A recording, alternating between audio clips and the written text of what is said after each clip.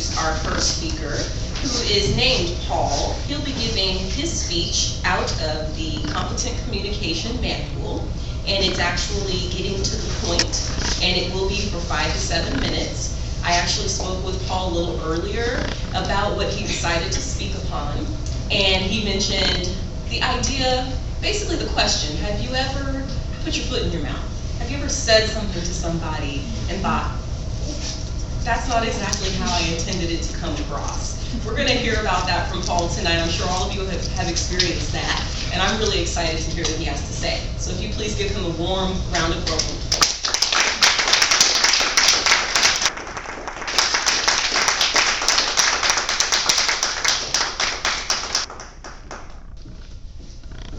Could I have the men in the room stand, please? Thank you, gentlemen.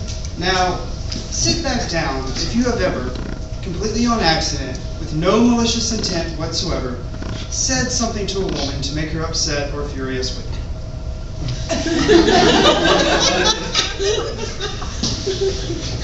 Yes, ladies, every man you know has been there.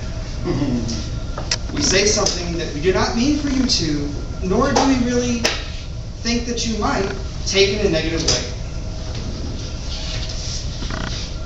And oftentimes you really don't understand why you're upset. You see, ladies, you think about things much more deeply than we do. We have a very simple approach to the words we choose and how we say things. So with that in mind, I humbly request, on behalf of myself, apparently every man in this room, and every man you're going to meet, to give us some credit for the spirit of what we say, more than just the words themselves. And please don't think I'm assigning blame to you for thinking more deeply than we do. I blame that on the early societization of man. See, when our prehistoric ancestors were nomadic tribes, the women were gatherers. That means that women had to know what was edible, know where to find berries, avoid the poisonous ones, find ripe fruit, watch for other dangers, know how much it took to feed everybody, and all sorts of other tasks that I can't even process. Men, on the other hand, were hunters. We walked around until we saw something that looked like it was made of meat and threw a spear at it. And whatever happened next, there was nothing to think about. Scenario 1, we killed it, and everybody grabbed a leg and we dragged it back to camp. Or scenario 2, we didn't kill it and it got mad, so we ran away. It was a much simpler process. And I think our analytical processes have carried over to modern times. I'm going to give you a personal story. Please keep in mind I was in high school when this happened. But our high school had us gather in what was called the commons area before we went to our classes in the morning. I walked in one morning, and I was gathering with my group of friends. I noticed a female friend of mine sitting there who had a very distinct makeup line on her face where she had not blended her makeup. I'll get ahead of me. And I thought, I should probably tell her about this. I don't want anybody who's not her friend judging her for it. And this isn't a big deal, so here's a chance for us to laugh and bond. You feel closer to the people you laugh with. So I said, hey, you got this really bad makeup line right here. You should probably fix that. That was a bad idea. The stuff I said about bonding, yeah, we're just going to throw that out the window.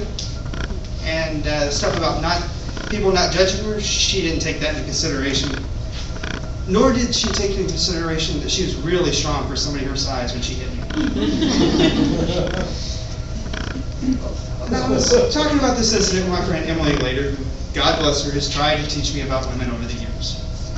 And I made the point that my heart was in the right place. I had the best of intentions, and I didn't think it was unfair for me to want a little bit of credit for that.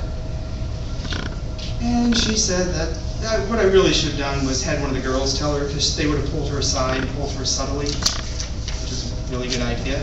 So, fellas, that's a free tip from Emily. I talked to her earlier today. She says you're welcome. So, I learned a valuable lesson that day. Okay, I should have learned a valuable lesson that day. But I have this ability to make things worse that borders on a superpower.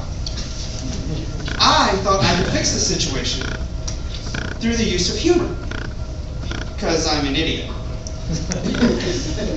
Walked in the next day, strolled over to my friend, gently touched her face, turned to the side, and I said, "Hey, your makeup looks good today."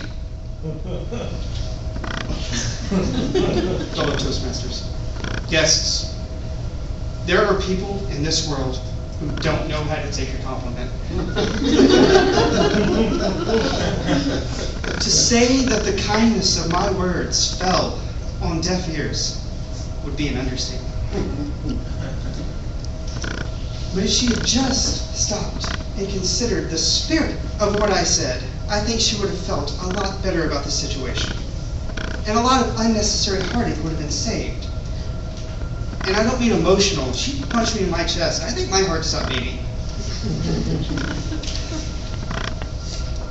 Honesty and genuineness are two qualities in which I place a great deal of value. And ladies, all of you look very nice today. But if you didn't, I'd lie and say you did. Because I've had enough crazy unleashed on me. Well, I'm not saying you're crazy. Not that I think any of you are.